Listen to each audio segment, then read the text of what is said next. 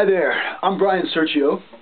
People familiar with my music and ministry have probably heard me sing and talk about Haiti over the years.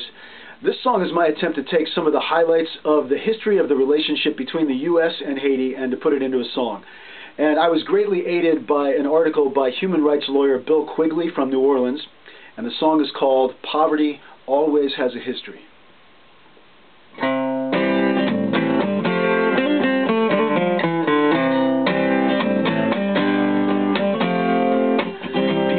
What's up with Haiti? Every time I turn around it seems that tiny island country's in a world of pain somehow.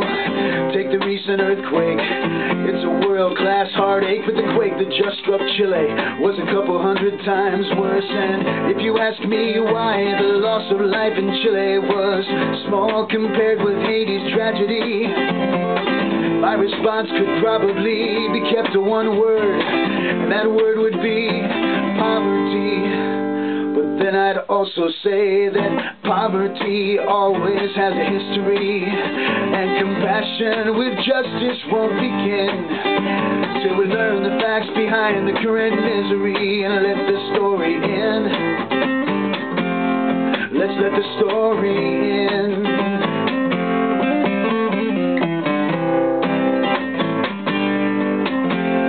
We gotta go way back to Europe to understand Haitian history and ask whatever happened millennia ago to the race we call Caucasian, that we embrace the notion with conviction and emotion that light-skinned folks should own those whose skin was dark. And in many ways this world has not begun to recover from layers of wounds left by slavery. And Haiti's current crisis cannot be understood apart from Haiti's role in the slave trade history.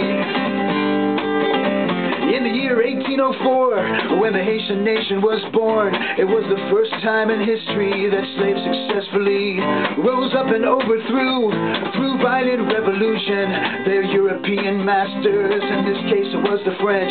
And you'd think the USA, with our own history of violent revolution as a former colony, would have celebrated Haiti's hard-won liberty. But instead we joined the French to crush those slaves economically. There were sanctions and embargoes until 1863, when the U.S. finally dealt with our own slavery to some degree. And poverty always has a history, and compassion with justice won't begin till we learn the facts behind the current misery and let the story in. Let's let the story in. So this fiercely independent nation run by former slaves was undermined from the very start by France and the USA. France demanded reparations for the slaves they lost and forced Haiti into debt to pay this off. $20 billion by today's currency.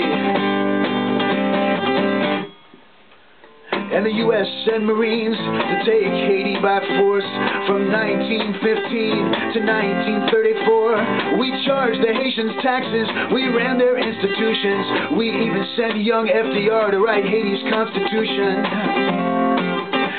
From 1957 to 86, the USA propped up dictators Papa Doc and Baby Duvalier. They terrorized their people, and when finally forced away, they left Haiti with another crippling debt to pay.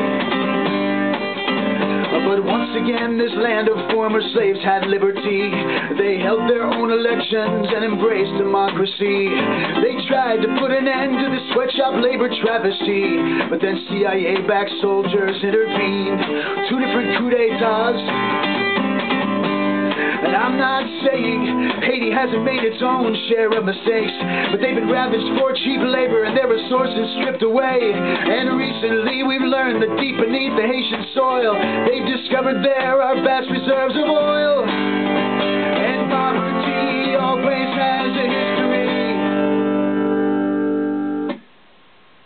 When a people get so poor and its government's kept so weak that certain things like building codes are a foreign luxury, folks must choose between buying something for their kids to eat and buying things like rebar to reinforce concrete. So So they pieced their homes together with weak cement and salvage blocks.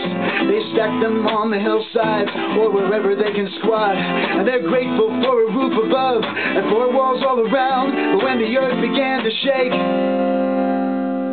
they just fell down. And poverty always has a history. Compassion with justice won't begin till we learn the facts behind the current misery and let the story in. So let's let the story in.